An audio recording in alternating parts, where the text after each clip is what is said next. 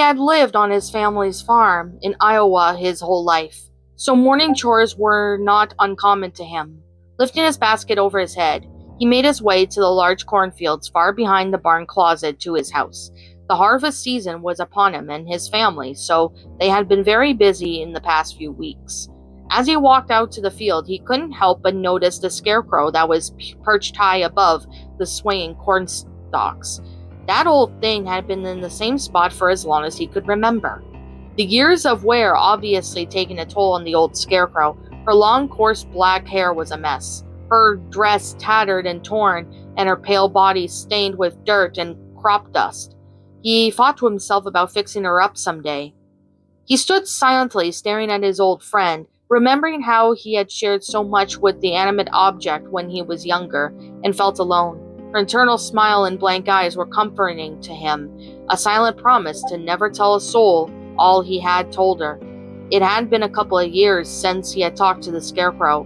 He had figured out an 18-year-old boy would be better off not talking to a lifeless object. Though to him, the scarecrow wasn't lifeless. She was his first and best friend. They had lived together, played together, aged together. Come to think of it, he had never noticed before that it seemed like the older he got, the older the scarecrow appeared. He smiled and sat down beside the scarecrow's pole. "Sorry it's been so long," he whispered up to his friend. "I've been real busy, I suppose." The wind blew through the scarecrow's hair and rustled the hay protruding from her body. "Yeah, I guess that's no excuse, sorry. I met this girl," he said, half smiling. "She's amazing. I think, she may be the one." A sudden silence filled his ears, as the wind blowing through the cornfield abruptly stopped. The scarecrow stood perched completely still. "Would you like to meet her? I'm sure she'd love you. I'm having her over for supper tonight. I'll bring her out here afterwards and introduce you to." He told the scarecrow and he stood up. He glanced up at his dear old friend once more before heading off to finish his daily chores. "Come on, Lily," he called to the girl, laughing as he ran with her towards the darkened cornfield. He was excited that his girlfriend had agreed to come to dinner and meet his parents, but was a bit nervous to show her his friend. What would she think? He was almost an adult, and he was still talking to an animate object. He smiled to himself. What was he talking about? Lily was so kind and sweet and understanding. Of course, she would love to meet her.